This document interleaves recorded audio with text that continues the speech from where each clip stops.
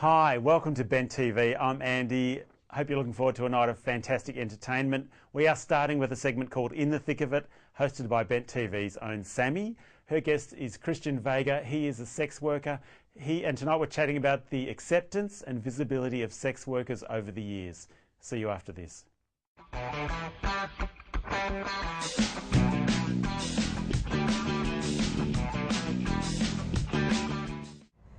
You're on Bent TV, In the Thick of It with Sammy Whitehead, and I'm very excited. I'm joined by Christian Vega, who not only hosts the Vixen Hour on Joy 94.9, but is a wonderful advocate for the sex work community. Hi. Now, you've been involved with sex work personally yourself for quite a number of years now. Yes. How did you find that the way that the visibility and acceptance has been over the years towards your work? So I'm really lucky. I sort of started working in a time where sex workers had already started to organise themselves and had publicly advocated for things like better rights, better regulatory frameworks that supported us as workers. So, you know, I had a whole history behind me of being able to honour that kind of stuff, which is what a lot of the work that I try to do today is based on. So yes, we've been very lucky here in Australia because sex work has been legalised or decriminalised in most states and territories, which has meant that sex workers, while it's not a completely, I guess, safe environment for sex workers to come out in, being still highly stigmatised and marginalised, it has meant that though a few of us have been able to be active in trying to promote the sex worker voice and visibility in the broader community. Now, you have spent a number of years being very supportive of clients with disabilities and HIV as That's well. right. Explain the importance of that to yeah, well, I think for me it was it's interesting. I started off doing street-based sex work, which a lot of people have a lot of ideas about, and I probably don't have enough time to unpack all of the stigma around street-based sex work. But that was where I had first met a client with a disability, and it was a person who was driving around with a piece of paper, and he was driving up to every sex worker showing them this piece of paper, and it was weird because he kept getting knocked back, and I was wondering why, and he eventually got to me, and the piece of paper said, "I'm deaf, is that okay?" And I thought, why wouldn't that be okay? Like, you know, clearly you're able to communicate, and that's one of sort of the key important things in sex work. And if we're able to sort of work those things out, then this shouldn't be a problem. It shouldn't be hard at all. And yeah, so it took a little bit of time because there's a lot of writing things down and trying to and he was lip reading, so I had to take the time to do that. But I didn't see it as, you know, a huge challenge, and I kept wondering why people would knock that kind of client back. It also sort of gave me the opportunity to sort of reflect on reasons why people see sex workers. And there's kind of this idea in the community that sex occurs naturally for everybody, and you know, you're just meant to be able to do it. But for a lot of people, that's not the case, whether they're facing the stigma of HIV or are just very ably diverse and not able to do you know, a lot of things that other people do, like go out to clubs and stuff. and have the opportunity to meet people the way other people do. Absolutely.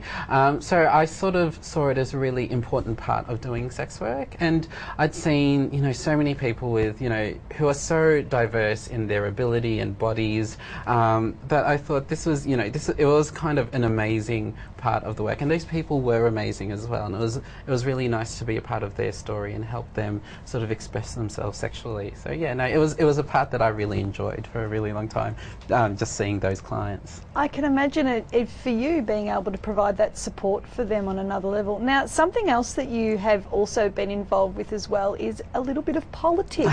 Yes. Now, you're a member of the Australian Sex Party. That's right. And we are in an election year. Now, the question of the day is are you going to be involved in the federal election? Certainly all members of the Sex Party are sort of pulling together and seeing what they can contribute. I have run as a candidate previously, and I really, really enjoyed that. And I saw that, not only as a real, opportunity to put sex workers out there and saying that, we do contribute to broader society, but also as a way of learning a lot about politics as well. So running as a candidate it sounds really cliche, but it is a bit of a life-changing experience in that you get to see politics from a very, very different angle. And my understanding has been informed by that experience so much more than, reading about it or just being involved or interested in politics. And not only that, it provides visibility to sex workers, because I've heard you say in the past that, they say this candidate is a teacher, this candidate is a lawyer, this candidate is a mum.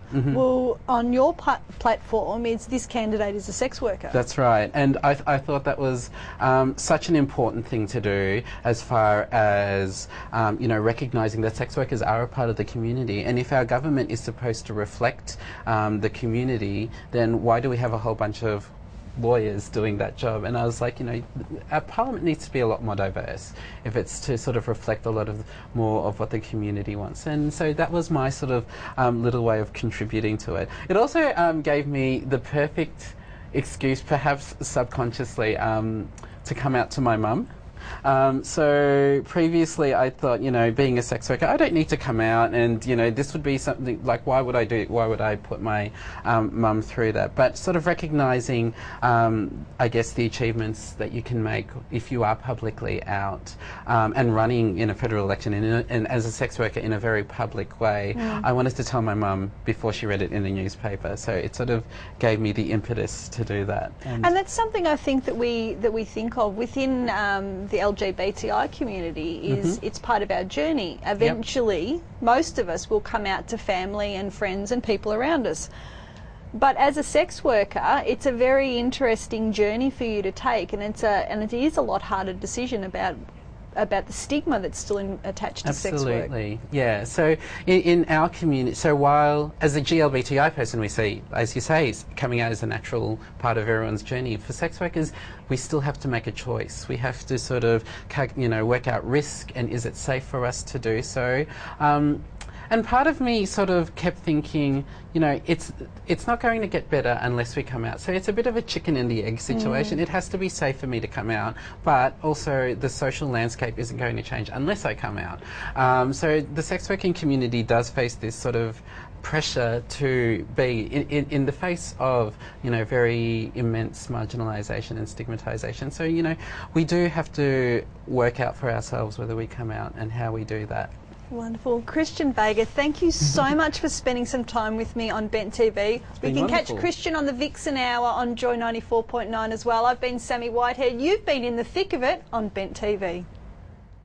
Hope you enjoyed that. There'll be more fantastic stuff from Bent TV after this short break.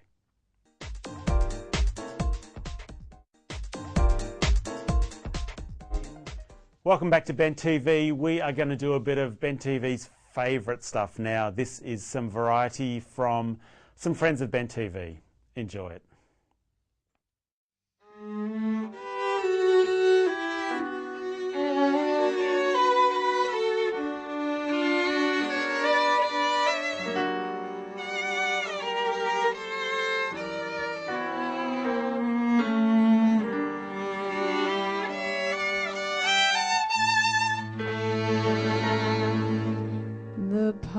Say that all who love are blind, but I'm in love and I know what time it is. The good book says, go seek and ye shall find, but I have sought, and my what a climb it is. My life is just like the weather, it changes with the hours. When he's near I'm fair and warmer, when he's gone I'm cloudy with showers. In emotion like the ocean, inside the sink or swim. When a woman loves a man like I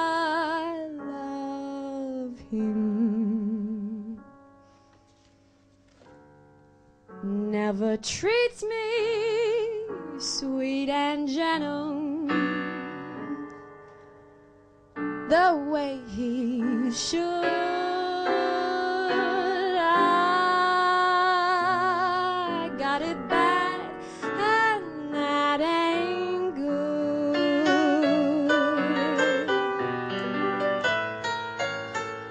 My poor heart is sentimental, not made of wood.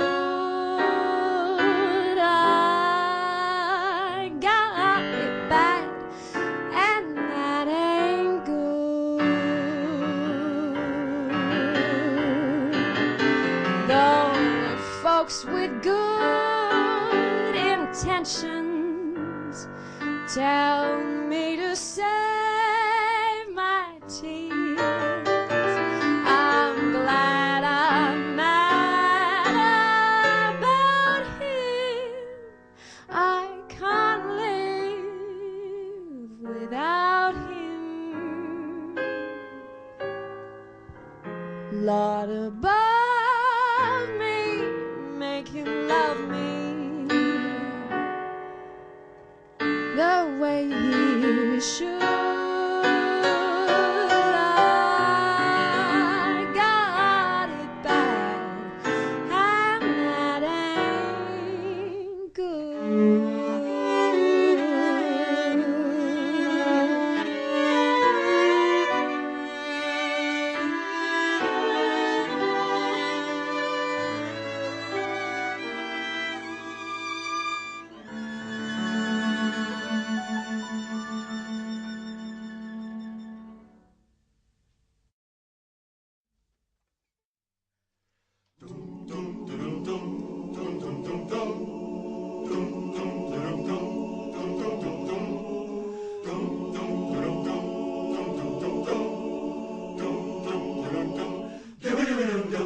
You were working as a waitress in a cocktail bar, when I met you.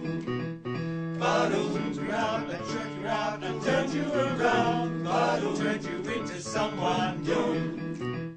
5 years later on, you got the world at your feet. Success has been so easy for you. Don't forget it was me who put you where you are now. And I can put you back down too. Don't you want me? I know I can't believe it when I hear that you won't see me. Don't you want me? I know I don't believe it when you say that you don't need me. It's much too late to find that you think you've changed your mind. You better change it back or we will both be sorry. Don't you want me, baby? Don't you want me? Oh, don't you want me, baby? Don't you want me? Oh, I was working as a waitress in a cocktail bar. That much is true. But even then I knew I'd find a much better place, either with or without you. The 5 years we have been such good times.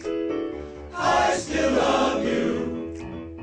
But now I think it's time I live my life on my own. I guess it's just what I must do.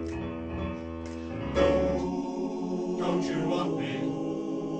You know I can't believe it when I hear that you won't see me. Don't you want me?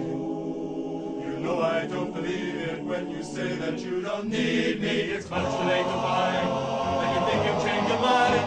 You better change it back or we will both be sorry. Don't you want me, baby?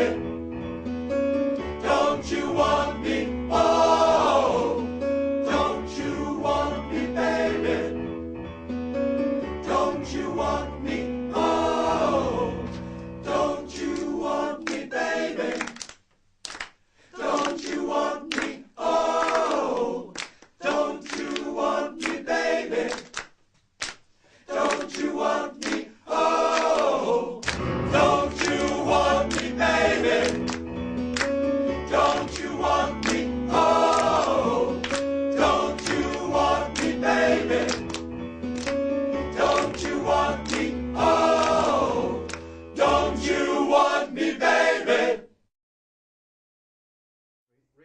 Hey, wasn't that great? You can't beat a bit of song and dance. This is Ben TV. We'll see you after this short break.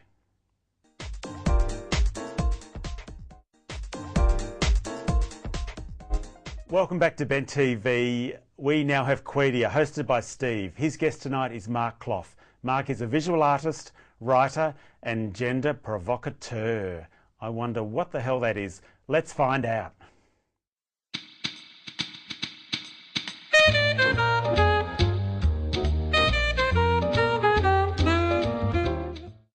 Good evening, my name's Steve Pereira. Welcome to Ben's TV and welcome to our own show Quedia, where we explore all things queer and anything media. It's an eclectic show, but hopefully we have electric results. Tonight we're extremely privileged, and I'm stuttering because we're so privileged, but we have with us today Melbourne artist, literary giant, or soon to be literary giant, and gender provocateur, and we'll explain what it is about. Mark Clough. Welcome, Mark. Welcome to Ben TV. Thanks, Steve. We're sitting here surrounded by some of your artwork. Now, you are a bit of a Renaissance artist in that you dabble in you don't dabble, but you're proficient as a number of art forms. But first of all, we're going to talk about your visual art and these fabulous pieces of art here. Now, just before we started, you talked about abstract expressionism. Correct.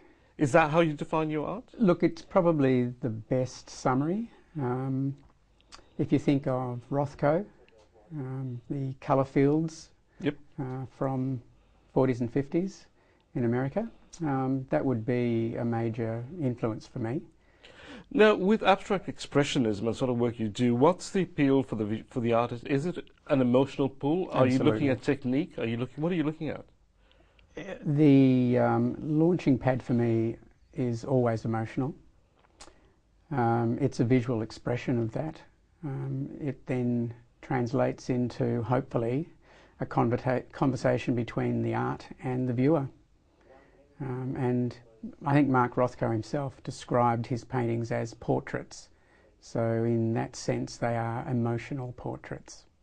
So if, in your interpretation, I know with art that it's always in, the meaning's in whoever's beholding the piece of art. So it's very subjective. But you would have a fairly clear message, would you, or a clear idea why you're doing a piece of work? Absolutely. 90% of the work is thinking about it, reading, philosophising, and then eventually committing it to canvas. So with this piece of work here, which looks like a cross between a desert landscape, but with Arabic text, I don't know if the viewers can pick that up, across the bottom, what was the impulse behind this piece of work, for instance? A work like that's probably haunted me for quite a few years. The name of the work's Mattai 5, which is the Aramaic, an earlier version of Arabic. And Mattai is Matthew, so it's Matthew 5, which in other words is the Beatitudes or Sermon on the Mount. And so what would your take away from this? What would you hope the viewer would take away from this piece of work? Based on the feedback that I received at the exhibition during Midsummer, the people who met me there and spoke about it gained a feeling of spirituality. No specific spirituality, it wasn't painted for that reason. I don't have a personal faith myself, so it's a tract from the New Testament that my understanding speaks to people of many faiths, and I think impacts, when we look at it, the underlying message on society, and has done for quite a few thousand years. And the painting behind you as well has got a symbol embedded in it as well, behind the layers of blue. That's the Greek letter F, or Phi as we might anglicize it. So it's meant to be the Greek letter F and not an abstract symbol? It is definitely meant to be. Yeah, I'm asking the question as a Philistine. The letter Phi, let's anglicize it for convenience, is symbolic of the divine mean, which is otherwise known as the golden proportion, I think. So if you think of the Parthenon, the proportions in that building follow the mathematics of the divine mean.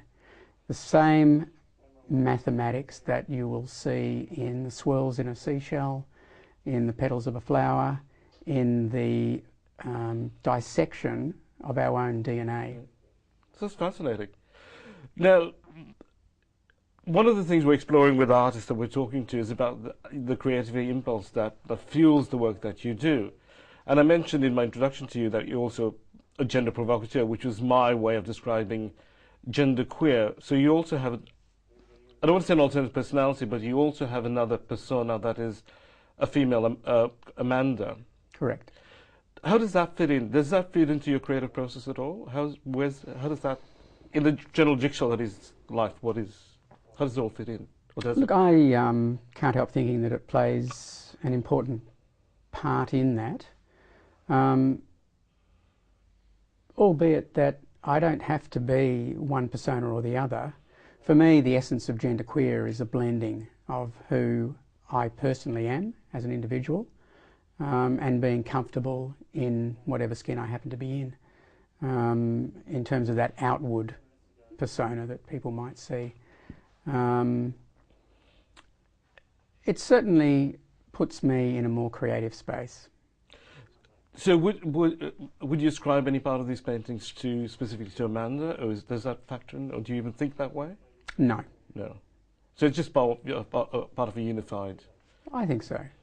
It's a feeling of wholeness, and I think when each and every one of us have the opportunity to be who it is we authentically are, that does, I think, give us the room to breathe, to be that individual and express that individuality, be it in painting or performance or whatever it may be. So I think that's the linchpin for me, having that freedom. With your artwork, you exhibit at Midsummer? Correct. Do you do regular exhibitions? That was it. That's the Virgin exhibition, if you like. Exhibition. So are you a late career artist? Absolutely. It's something I've thought about for many years. It's something my wife has told me I should have done 40 years ago, but life takes us in different directions. So it's always been bubbling away under the surface, and it's only now having the opportunity to throw some paint around, literally, and have that time and space and freedom to do it, that it's actually come to fruition. Fantastic. That was thanks to Mark Clough for being with us this evening, talking about his artwork. He's going to join us again at a later episode to talk about his literary career. You're with Bent TV. Thank you all for joining us on Quedia this evening, and we'll be back again. Thank you. Hi, unfortunately that's it tonight for Bent TV. Thank you so much for joining us. If you would like to give us feedback, we'd love to hear it. You can email us at feedback@benttv.org.au, or you can send a note to us on our Facebook page. We look forward to seeing you next week. Bye.